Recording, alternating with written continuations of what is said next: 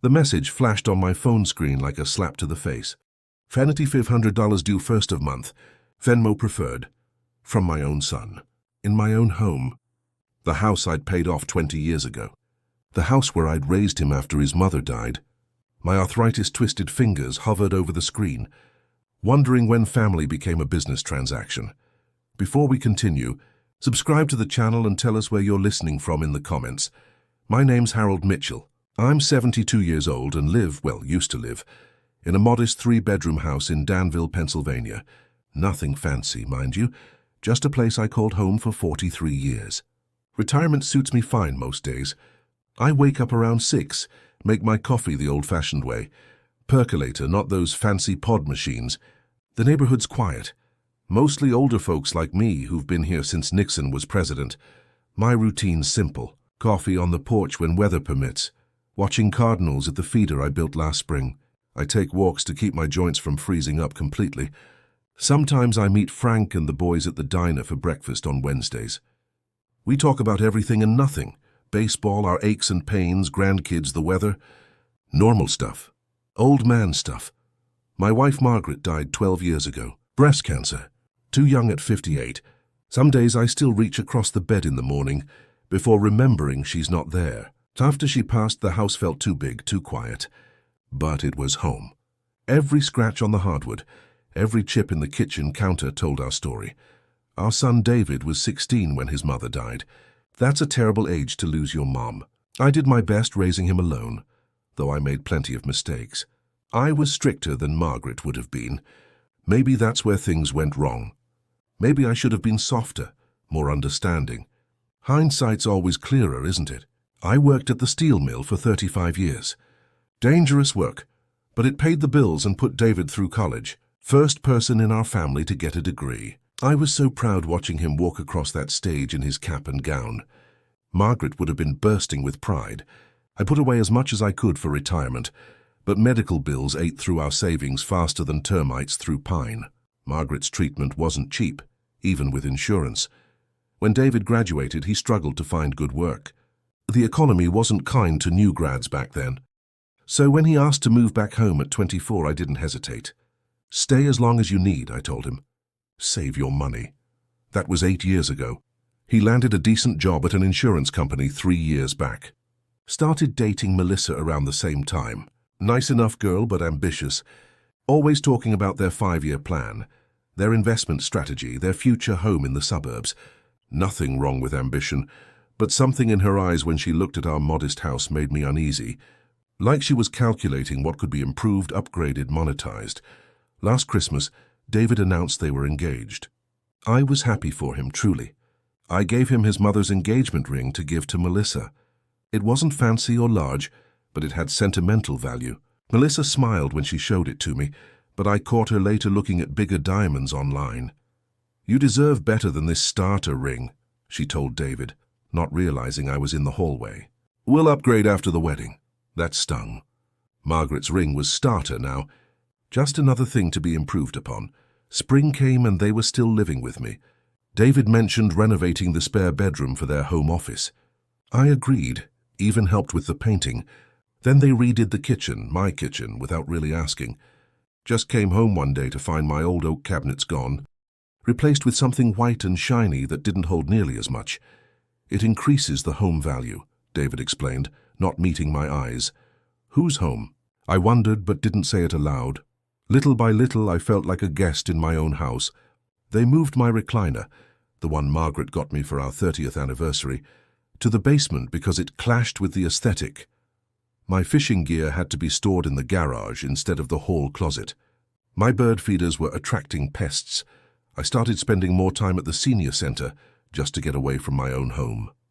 Made some new friends there. Elaine, who teaches watercolor on Thursdays, and Tom, who was a Navy man like my father. Good people who seemed to value what I had to say, unlike at home where I felt increasingly invisible. The real change came when David got promoted in May, assistant regional manager or some such title. Good money from what I gathered. He and Melissa started talking more openly about their future and their house. I tried not to take it personally. Then one evening in June, David and Melissa sat me down at what used to be my kitchen table. They had serious business to discuss. I remember noticing how David kept looking at Melissa before speaking, like he needed permission. "Dad, we've been thinking," he started. "This arrangement, all of us living together, it made sense when I was getting on my feet. But now that I'm established and Melissa and I are planning our future, we need to formalize things." I didn't know what formalize meant, but something cold settled in my stomach. "What David's trying to say," Melissa cut in, "is that we're planning to take over the mortgage." "There is no mortgage," I interrupted. "I paid it off in 2003. "Right," she continued smoothly. "That's even better.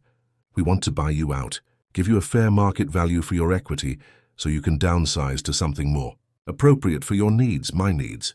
Like I was a problem to be solved." "This is my home," I said simply. David shifted uncomfortably. "Dad, be reasonable. This house is too big for just you. The stairs are getting hard for you to manage. And frankly, Melissa and I need our own space." "Then get your own space," I suggested. "There are plenty of houses for sale." "But we love this neighborhood," Melissa said.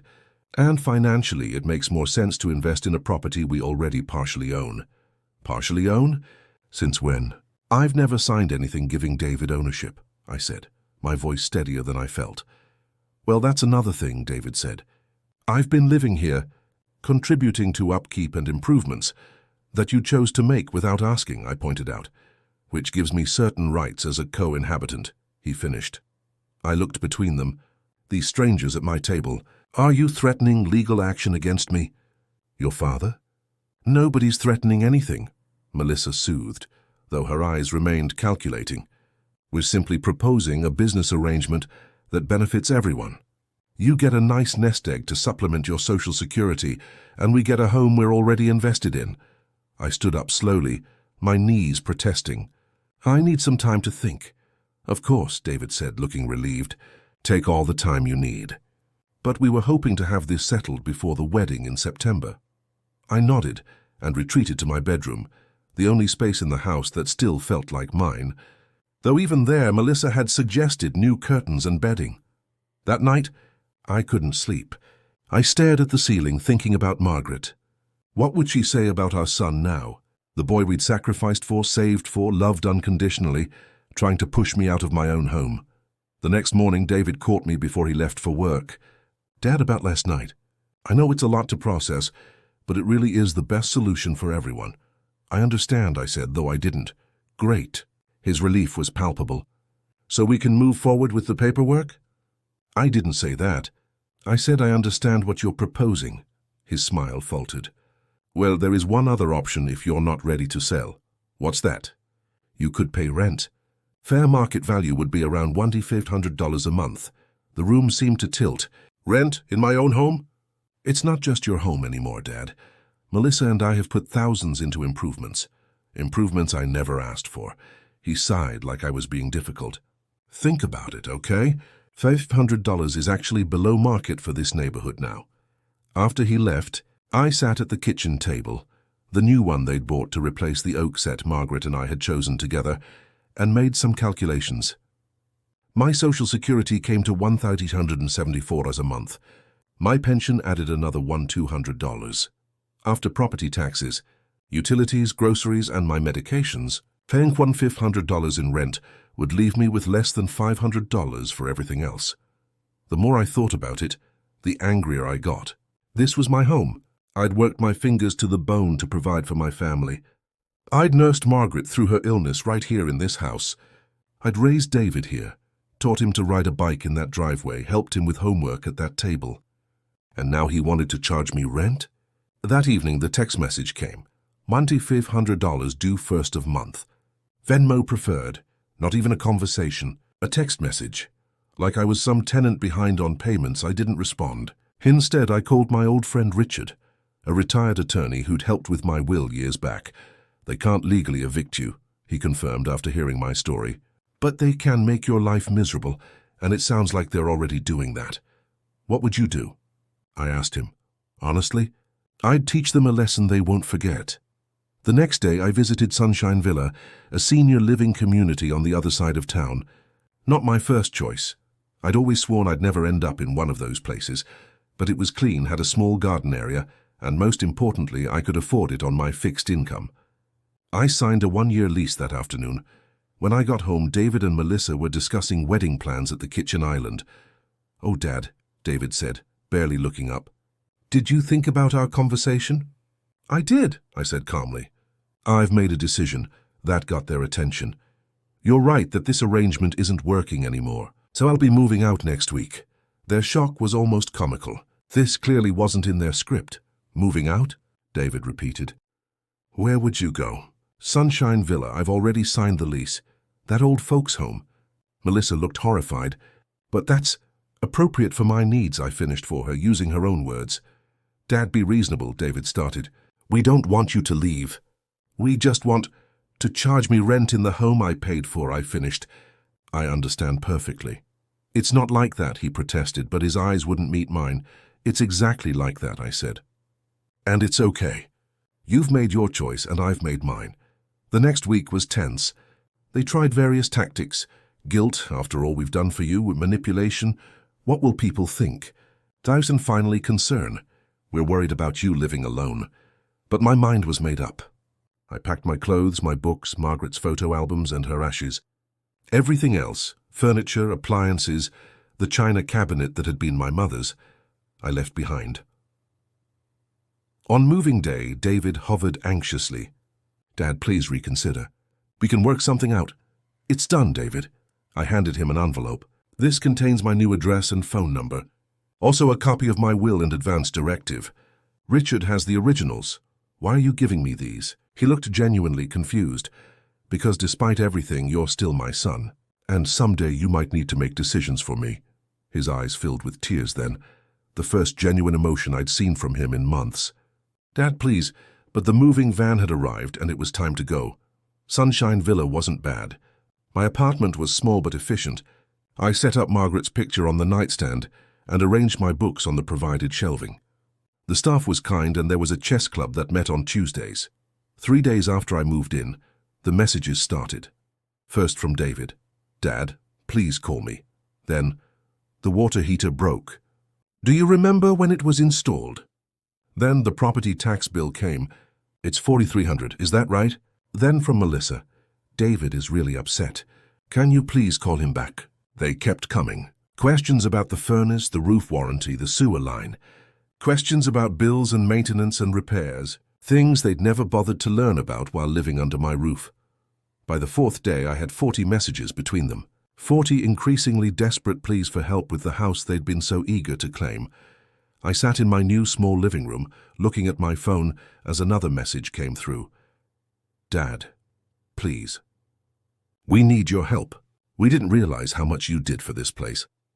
Outside my window, a cardinal landed on the community bird feeder, bright red against the green leaves, just like the ones I used to watch from my porch. I thought about returning David's calls, about bailing him out yet again. Then I remembered the text message. "Well, $500 due 1st of month. Venmo preferred." I put my phone down, picked up my new library book and began to read. The cardinal outside my window seemed to nod in approval. They wanted the house? They could have it, and everything that came with it. A week passed at Sunshine Villa. I settled into a routine of sorts. Breakfast in the common dining area, reading in the courtyard garden, chess with Walter on Tuesdays, and a watercolor class I'd joined on a whim. The place wasn't home, but it was peaceful. My phone continued to buzz with messages from David and Melissa. I read them all but answered none. "Dad, the sump pump is making a strange noise." "What should we do?" "The garage door opener stopped working." "Is there a trick to it?" "We got a notice about tree trimming from the township." "Is this something you usually handle?" Each message revealed another gap in their knowledge about maintaining the house they'd been so eager to claim. Each one confirmed my suspicion that they'd never bothered to learn anything about the responsibilities that came with home ownership. On the 10th day, I ran into Elaine from my watercolor class in the community lounge. She was arranging fresh flowers in a vase, humming softly to herself. "Those are beautiful," I commented, stopping to admire the bright yellow daffodils. "From my daughter's garden," she said proudly. "She brings me fresh flowers every Sunday." "You're lucky," I said before I could stop myself. Elaine gave me a shrewd look. "Family troubles?" I hesitated, not wanting to burden her with my problems, but something in her kind eyes invited confidence. My son tried to charge me rent for my own house, I admitted. The house I paid off decades ago. She didn't seem shocked. Instead, she nodded slowly. My sister's son did something similar, moved in to help her after her hip surgery. 6 months later, he'd taken over the master bedroom and was asking her to contribute more to the grocery bill. What happened? She moved in here, Elaine said simply. Best decision she ever made. Sometimes the kindest thing we can do for our children is to stop rescuing them from their own choices. Her words stayed with me all day. That evening, I was organizing my small kitchen when my phone rang. Not a text this time, but an actual call. David's name flashed on the screen. After 10 days of silence, I decided it was time to answer. Hello, David. Dad. His relief was audible. Thank God. I've been trying to reach you for days. I know, I've been reading your messages. A pause. You've been reading them? Why haven't you responded? I figured you wanted the house. Houses come with responsibilities. Dad, please. His voice had an edge of desperation I'd never heard before. The basement flooded last night. The insurance company is saying it's because of improper maintenance of the sump pump. They won't cover the damage. I remembered installing that sump pump 15 years ago. I'd shown David how it worked, explained the maintenance it needed. He'd been on his phone the entire time, barely listening. That's unfortunate, I said. Unfortunate? Dad, there's 4 inches of water down there.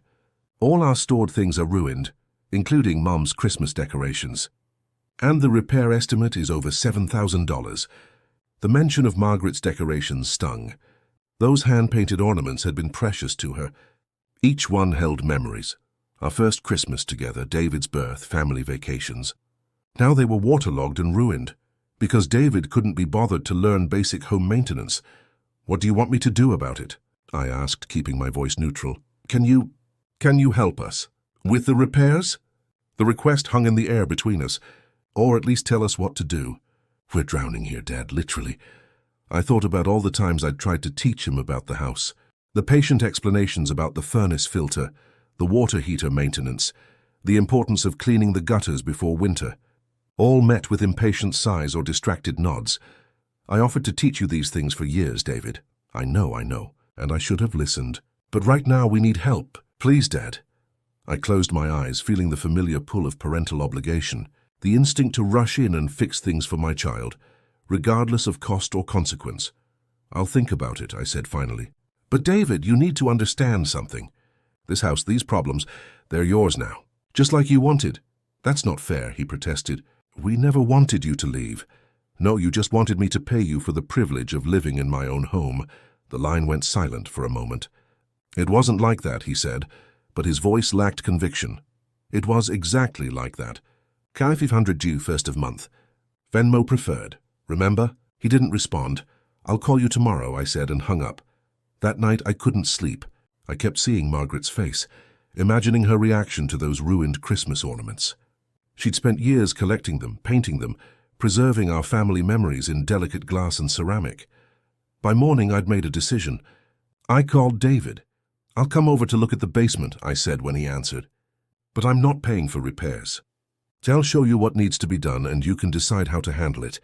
Thanks, Dad. When can you come? This afternoon. Around 2. I hung up feeling both resolved and apprehensive. It would be strange to return to my house as a visitor. But I needed to see for myself what was happening to the home Margaret and I had built together. The taxi dropped me off at the curb just before 2. The house looked the same from the outside, though the lawn needed mowing. The rose bushes Margaret had planted, the ones I'd tended faithfully for 12 years since her death, looked wilted and neglected. David opened the door before I could knock. He looked awful, dark circles under his eyes, hair uncombed, wearing the same Penn State sweatshirt he'd had since college. Behind him I glimpsed Melissa on the phone, pacing in the kitchen. Dad, David said, relief evident in his voice. Thanks for coming. I nodded, stepping past him into what used to be my home. The living room had been rearranged again. My reading lamp was gone. The built-in bookshelf that once held my history collection now displayed Melissa's decorative plates and candles. The basement? I prompted. Right. David led me to the basement door. It's bad, Dad. He wasn't exaggerating. The basement stairs descended into several inches of murky water. The smell hit me immediately. Mildew, dampness, and something else. Something rotting. I rolled up my pant legs and carefully made my way down. The water sloshed around my ankles, soaking my shoes. David followed, wincing as the cold water reached his skin. "When did you last check the sump pump?" I asked, making my way to the utility corner. "Check it?" "I didn't know you had to check it," I sighed. "Every 3 months, minimum. I told you this. I guess I forgot. I found the sump pump submerged in its pit. Kneeling in the water, ignoring the protest from my arthritic knees, I examined it. The float switch was stuck, probably from lack of use. An easy fix under normal circumstances. "The pump's fine," I said, standing up with effort. "The switch is stuck. But you've got bigger problems now. All this standing water will lead to mold. And these boxes." I gestured to the cardboard boxes disintegrating in the water along the far wall. Many had Margaret's handwriting on them. "Christmas." "David, baby clothes." "Photo albums, 1980s. David's face fell. "Mom's things." I meant to go through those. For 12 years? I couldn't keep the bitterness from my voice. I didn't think they'd get ruined. That's the problem, isn't it? You don't think about these things. The house, your mother's possessions, me, we were all just background in your life. Things you assumed would always be there, maintained by someone else. "That's not fair," David protested weakly. I waded through the water to the boxes, pulling one open despite knowing what I'd find. Waterlogged photo albums, the images bleeding and distorted. Margaret's careful documentation of our family history dissolving into colorful smears. Something inside me broke. Not with anger, but with grief. All those memories, preserved so carefully by the woman who'd loved us both, now ruined through neglect. "Your mother kept every drawing you ever made," I said quietly. "Every school report, every certificate. She believed someday you'd want to share them with your own children." David stood in stunned silence, water lapping at his ankles. "She would have given anything for more time with you," I continued. "And you couldn't even be bothered to check on a sump pump." "Dad, no," I cut him off. "I'm not here to make you feel guilty. I'm here to help you fix your basement. But you need to understand what's been lost here." I made my way back to the stairs, each step releasing a small cascade of water from my sodden pants. "First, we need to get a pump to remove the standing water," I said, reverting to practicalities. "Then industrial fans to dry everything out. The switch on the sump pump needs to be replaced. And you'll need to check for mold behind the walls." David nodded mutely, following me up the stairs. In the kitchen, Melissa was still on the phone. "No, we need someone today," she was saying. "I don't care what it costs. This is an emergency." She noticed me and quickly ended her call. "Harold," she said coolly, "thanks for coming." "The pump switch is stuck," I told her. "But the water damage is extensive. Can you fix it?" "I can tell you how to fix it. But at my age, I shouldn't be wading through a flooded basement." Something flashed in her eyes. Frustration, maybe disappointment, that I wouldn't be solving their problem for them. "We called a restoration company," she said. "They're sending someone this afternoon. It's going to cost thousands." "Yes, home repairs often do," I replied. An uncomfortable silence fell. David looked between us, clearly uncertain what to do next. "Would you like some coffee, Dad?" he finally asked. "No, thank you. I should be going." "Already? But you just got here." "I came to assess the damage and tell you what needs to be done." "I've done that, but—" David seemed genuinely confused. "Don't you want to stay? Help us figure this out?" I looked at my son, really looked at him. Beneath the tired eyes and the stubble, I could still see traces of the boy who'd followed me around the yard, eager to help with whatever project I was working on, before video games and peer pressure and college made him too cool for Dad's boring lessons. "David," I said carefully, "do you remember when you were 10 and I tried to teach you how to change the oil in the car?" He frowned. "Vaguely. You got bored after 5 minutes. Said it was stupid to learn when you could just pay someone to do it. Your mother told me not to push you, that not everyone needs to be handy. And what's your point?" "My point is that I've been trying to teach you these things your entire life. You weren't interested. Now you have a crisis and suddenly you want me to solve it. That's not how this works anymore." Melissa made a sound, half sigh, half scoff. "So you're punishing him for not being interested in home repair as a child? That seems petty." I turned to her, maintaining my calm. "This isn't about punishment, but it's about consequences. Actions have them. So do inactions." "Exactly," she shot back. "And your inaction right now when your son needs help has consequences too." Her words hit home, but not in the way she intended. She was right. My choices now would have consequences. But what would the consequences be if I rushed in to save them? More of the same. More entitlement. More learned helplessness. More when $500 rent demands when they decided they needed something else from me. You're absolutely right, Melissa, I said, which is why I'm going to respect your status as homeowners and allow you to handle this yourselves. David's face hardened. So that's it? You're just going to leave us to deal with this mess? Yes, I said simply. Just like you left me to deal with being kicked out of my own home. We never kicked you out, he protested. You chose to leave. After you demanded rent in my own house. That I paid for. We were trying to formalize things. Melissa interjected. Make it a proper business arrangement. Family isn't a business arrangement, I said quietly. At least it shouldn't be. David ran his hands through his hair in frustration. Look, Dad, I admit the rent thing was handled poorly. But we're drowning here, literally. Can't you just help us this once? I looked at my son, standing in my kitchen, his kitchen now, pleading for rescue. Part of me wanted to give in, to roll up my sleeves and spend the next week fixing their problems. The father in me wanted to protect him from hardship, from failure, from the cold reality of adult responsibilities.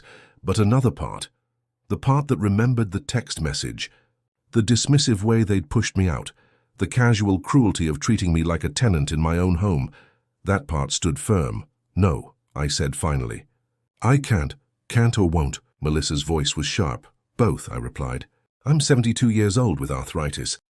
I physically can't spend days repairing flood damage. And I won't enable you to continue treating me like a resource rather than a father. David's expression changed then. Something flickered across his face. Realization, perhaps, or the first glimmer of understanding.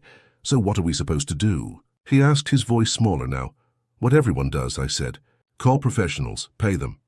Learn from them so maybe you can handle it yourself next time. That's how life works. I moved toward the door, suddenly eager to leave this house that no longer felt like mine. The restoration company will help with the water, I added. But check those photo albums. Some might be salvageable if you freeze them immediately. David nodded, a reflex rather than understanding. I'll see myself out, I said. As I reached for the door, I heard Melissa's voice. Quiet but clear.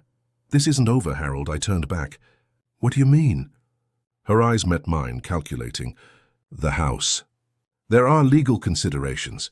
David has been living here for years, contributing to improvements. That creates certain rights. There it was.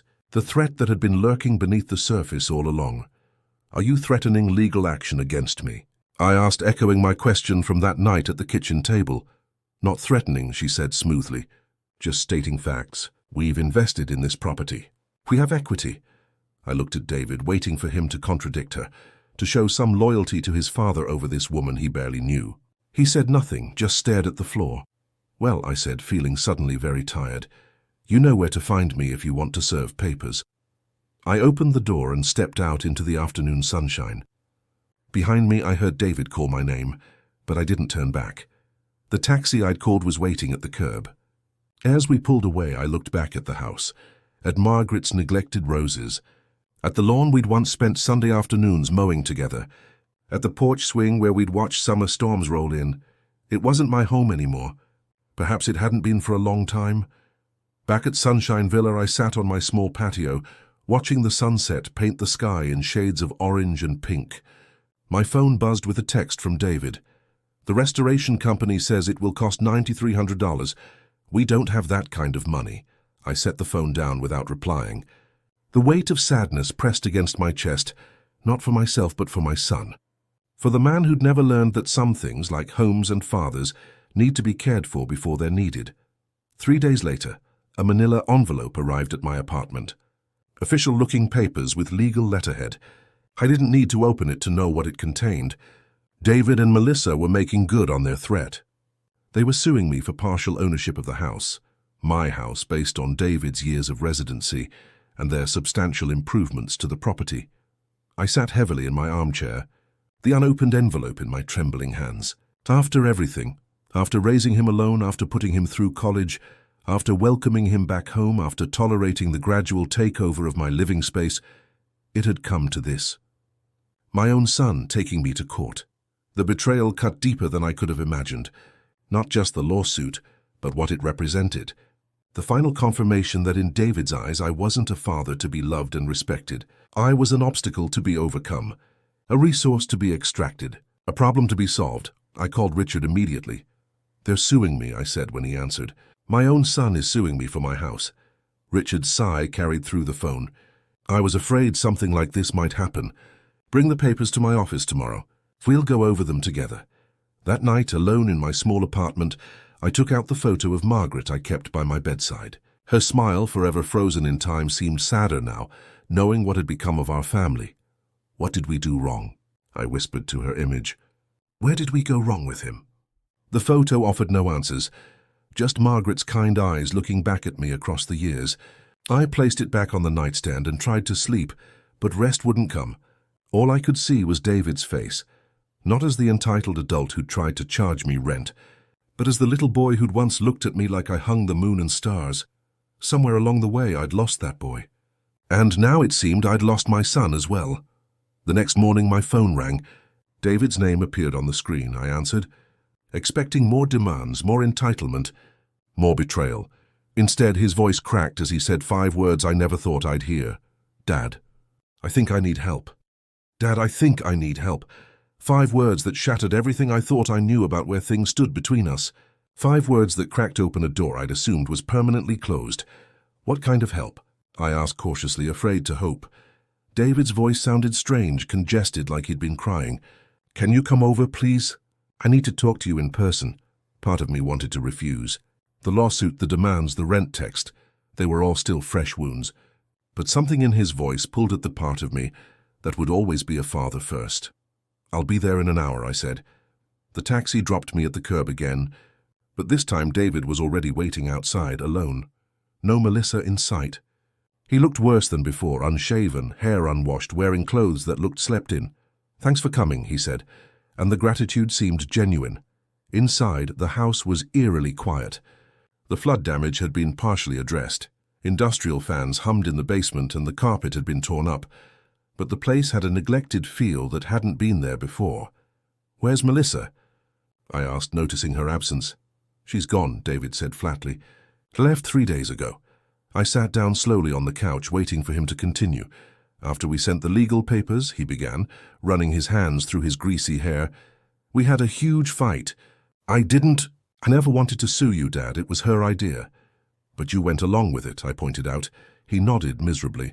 "I did, and I'm sorry. More sorry than you can imagine." "What happened with Melissa?" David laughed, a hollow sound with no humor in it. "Turns out she was only interested in the house. When the basement flooded and you wouldn't bail us out, she started talking about cutting our losses. Said maybe we should sell the place as is and use the money for a down payment on something in Riverside Heights." Riverside Heights, the expensive neighborhood where her parents lived. The place she'd always talked about moving to. "I told her I couldn't sell my childhood home," David continued. "That it meant something to me, even with all the problems. She said I was being sentimental and impractical." He paused, swallowing hard. "Then I found some texts on her phone. She's been talking to a real estate agent for months. Had the house appraised behind my back. Was planning to convince me to sell as soon as we got the deed in our names." The pieces clicked into place. The lawsuit, the rush to get me out, the constant pressure to formalize things, it had all been leading to this. Not a home for David and Melissa, but a quick profit and a stepping stone to something better. "I confronted her," David said. "It got ugly." She said she'd never planned to live in this dump long term. That it was just an investment opportunity. That I was an idiot for not seeing it. My heart ached for him despite everything. No parent wants to see their child manipulated, used. She packed her things and left. Said she'd have her lawyer contact me about the wedding. That I could keep the worthless house with its worthless memories. A heavy silence fell between us. I looked around at what remained of the home Margaret and I had built. Walls that needed paint, floors that needed refinishing, a house that needed love, not speculation. "The lawsuit?" I finally asked. "I called and stopped it," David said. "The papers were never officially filed. It was just a threat, a pressure tactic." Relief washed over me, followed quickly by wariness. 'Was this another manipulation? Another attempt to get me to open my wallet?" "Why did you call me, David?" He looked up, his eyes red-rimmed but clear. 2 reasons. First, to apologize. I've been terrible to you. Selfish, entitled, ungrateful. I forgot everything you taught me about respect and responsibility. About family? I nodded, acknowledging his words, but not yet ready to forgive. And second, I prompted. I need advice, he said simply. Not money, not labor, just advice. I don't know what to do. The restoration company did the emergency work, but the rest of the repairs... He shrugged helplessly. I'm drowning in bills. The wedding deposits are lost. And I don't know the first thing about fixing this place up. For the first time in years, maybe decades, my son was looking at me not as a resource to be tapped, but as a father with wisdom to share. The shift was so profound it left me speechless. I understand if you don't want to help, he added quickly. I wouldn't blame you, but you're the only person I trust right now. Trust. The word hung between us like a fragile bridge. I thought about walking away, about letting him face the consequences of his choices alone. It would be justified after everything that had happened, but I also thought about Margaret, about the promises we'd made to each other about our son, about the kind of father I'd always tried to be, even when it was difficult, especially when it was difficult. Let's look at the basement, I said finally. Relief washed over David's face. Thank you. The next 2 hours were spent assessing damage, making lists, and creating a plan of attack. The water was gone, but the mold remediation would be expensive. Some of the support beams needed treatment. The damaged items, Margaret's Christmas ornaments, family photos, David's childhood memorabilia, were piled in sad, soggy heaps. Most of it's ruined, David said, his voice breaking as he picked up a waterlogged photo album. Not everything, I said, gently taking it from him. Photos can sometimes be saved if you know how. Your mother taught me a few tricks after that pipe burst in '98. We worked side by side, carefully separating stuck pages, laying out salvageable photos to dry. It was slow, meticulous work, the kind of patient care that Margaret had always excelled at. I remember when these were taken, David said softly, pointing to a series of beach photos. Cape Cod, summer of '96. Mom got sunburned so bad she couldn't wear a shirt for 3 days. She made me buy her that ridiculous straw hat from that tourist trap, I added, the memory warming me. Cost $30 and fell apart before we got home. David smiled, a real smile that reached his eyes. She loved that stupid hat. For the first time in years, we were sharing memories instead of demands, connecting over something genuine instead of financial obligations. It felt right. As the afternoon wore on, we moved from practical tasks to harder conversations. Sitting at the kitchen table with coffee cups between us, David opened up about Melissa, about how she'd gradually changed once they got engaged, how she'd pushed him to ask for more from me, to treat the house as an asset rather than a home. She made it sound so reasonable, he said, like I was entitled to part of the house because I was your son. Like charging you rent was just formalizing what everyone else did. Did you believe her? I asked. He hesitated. I wanted to. It made me feel less guilty about taking advantage of you. If it was normal, if it was what everyone did, then I wasn't being a bad son. His honesty cut deep, but it was also healing. Finally, the truth instead of excuses. The worst part, he continued, is that I knew it was wrong. Every time I asked for money, every time we pushed you out of another room, every time we made decisions about your house without asking, I knew it was wrong. But it was easier to go along with it than to stand up to her. Why? I asked. Why was it so hard to say no to her? David stared into his coffee cup. Because I was afraid she'd leave. That I wasn't enough on my own. There it was, the insecurity that had driven all of this. My son, afraid of being alone, willing to compromise his values to keep someone who didn't truly love him. After your mom died, I said carefully, I worried that I wasn't enough for you. That you needed a mother figure, a complete family. I pushed you too hard sometimes trying to compensate. You were enough, Dad, David said quietly. You were always enough. Those words, simple as they were, healed something in me that had been broken for a long time. We talked until evening fell, clearing away years of misunderstandings and unspoken resentments. Not everything was resolved. Some wounds were too deep for a single conversation, but it was a start, a foundation we could build on. As I prepared to leave, David walked me to the door. What happens now? He asked. I considered the question carefully. That depends on you. What do you want to happen? I want to fix this place up, he said without hesitation. Make it a home again, not just an investment property. And I want to fix things between us if that's possible. It won't be easy, I warned him. The house needs a lot of work. So does our relationship. I know, he nodded, but I'm willing to put in the effort if you are. I thought about Sunshine Villa, about my small apartment with its peaceful garden, about the independence I'd found there. I'm not moving back, I said firmly. I need my own space now. I understand, he said, and I believed he did. But I'll help you with the repairs. Teach you what you need to know. On one condition. What's that? You do the work yourself. No contractors, except for the specialized stuff. You learn how to take care of this place the way your mother and I did. He nodded, determination replacing the defeat I'd seen earlier. Deal. Over the next few months, a new routine emerged. 3 days a week, I'd take the bus to the house.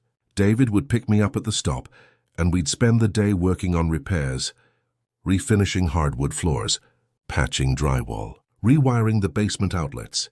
All the skills I'd tried to teach him years ago, now being eagerly absorbed. He took a second job to pay for materials, working weekends at the hardware store. The wedding money he'd saved went toward the mortgage payments. No more take-out dinners, no more fancy clothes. Just honest work and careful budgeting. The house slowly transformed back into the warm, welcoming place it had once been. Not with expensive upgrades and trendy fixtures, but with careful maintenance and thoughtful repairs. We hung pictures of Margaret in places of honor, set up her china cabinet again, planted new roses to replace the neglected ones.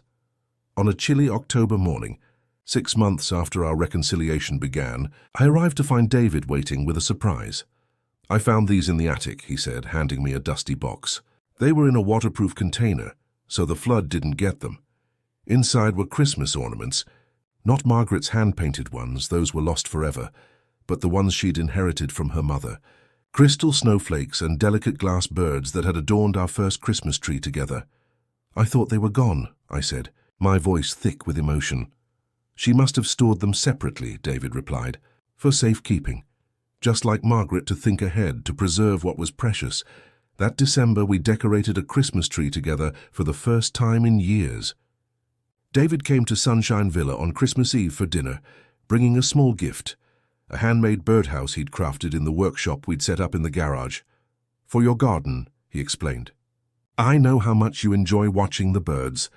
The care he'd put into it, the attention to detail, reminded me so much of the boy he'd been before grief and entitlement had changed him. In January, Richard called with news about the lawsuit. Melissa's making noise again, he told me, claiming she's entitled to compensation for investments in the property. Let her try, I said, no longer fearful. We have documentation for everything. And something else, Richard added. David came to see me last week. He asked me to draw up papers putting the house in both your names, with a stipulation that it can't be sold without mutual agreement. I was speechless. He's protecting the house, Richard explained, making sure no future spouse or partner can pressure him to sell it. Smart move, actually. Smart indeed. My son had learned his lesson well. When I asked David about it, he shrugged like it was nothing. It's our family home, he said simply. It should stay that way. Spring came, bringing new growth to the garden and new developments in our lives. David started dating again, a quiet kindergarten teacher named Julie, who loved the house for what it was, not what it could be worth.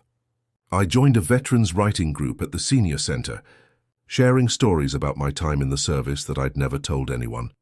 One warm May evening, we sat on the front porch swing, enjoying the evening breeze and watching the neighborhood children play across the street. It reminded me of similar evenings with Margaret, when David was young and the future stretched endlessly ahead of us. I've been thinking about Mom a lot lately, David said, breaking our comfortable silence, about what she'd think of everything that's happened. She'd be proud of you, I said honestly. Not for the mistakes, but for how you've worked to fix them. And you? Are you proud of me? The question held all the vulnerability of the little boy who used to seek my approval for everything from crayon drawings to science fair projects. I am, I said. It takes courage to admit when you're wrong, to rebuild what's been damaged. Not everyone can do that. He nodded, accepting the praise without deflecting it. You know what I've learned through all this, he said after a moment. What's that? That a house isn't just a building. It's not just an asset or an investment. It's the physical manifestation of a family's story. every scratch on the doorframe marking my height, every dent in the wall from moving furniture, every carefully chosen paint color. They're all chapters in our history. I smiled, recognizing Margaret's influence in his words. She'd always said something similar. Your mother used to call it the autobiography we live in, I told him. She believed homes should tell the story of the people who live there. She was right, David said. Melissa never understood that. To her it was just another transaction. Some people never learn the difference between price and value, I said, between what something costs and what it's worth. We fell silent again, watching the last light fade from the sky. Not an awkward silence, but the comfortable quiet of two people at peace with each other and themselves. Later, as I waited for the taxi to take me back to Sunshine Villa, David brought out a small package. I found this when we were cleaning out the attic last week, he said. I think Mom would want you to have it. Inside was Margaret's journal from the year before she died. I recognized her handwriting immediately. Neat, precise, slightly slanted to the right. The inscription on the first page read, "For my beloved Harold, who built more than just a house for us. Who built a home?" That night in my quiet apartment I read her words by lamplight, her hopes for David's future, her concerns about leaving us, her deep love for the family we'd created together. And on the last page, a final message that made me weep. Remember, my love, that houses can be bought and sold, but homes exist in the heart. They can never be taken away unless we forget what truly matters. The next morning I called David. I've been thinking, I said, about your mother's journal, about what she wrote about homes existing in the heart. What about it? She was right. But I think she'd also say that the physical places where we build our lives matter too, that the walls that hold our memories deserve our care and respect. I think so too, David said. That's why I'm working so hard on this place. I know, I said, and I'm proud of you for that. We continued our renovation project throughout that year and the next. The house bloomed under our attention, not with flashy upgrades, but with the careful maintenance that only comes from genuine love and respect. David and Julie got engaged that winter. A small, sensible ring, a long engagement planned. No rush to the altar, just the steady building of a relationship based on mutual respect. We're thinking about a simple ceremony in the backyard, David told me, if that's okay with you. It's your home too, I reminded him. Your name's on the deed, but it will always be your house first, Dad, he said. You and Mom built it, not just with money, but with love. I never want to forget that again. I never moved back to the house. My apartment at Sunshine Villa became home in its own way. I made friends there, found new interests, created a life that was wholly my own. But I visited often, helping with projects, sharing meals, building new memories alongside the old. The lesson I learned through all of this wasn't about property rights or financial obligations. It was about the true meaning of family, about how relationships like houses require constant maintenance, how neglect leads to decay, but careful attention brings renewal. David learned that a home is more than a financial asset. It's the physical space where love lives. And I learned that sometimes letting go is necessary before someone can truly appreciate what they've been given. That text message, the $500 due first of month, Venmo preferred, hangs in a small frame in my apartment now, not as a reminder of betrayal, but as evidence of how far we've come, of the painful lessons that led to genuine growth. Margaret would be proud of us both. If you enjoyed this story, please like this video, subscribe to the channel, and share your impressions in the comments. On a scale of 0 to 10, how would you rate this story? Your feedback helps us bring more content like this to you. Thank you for listening.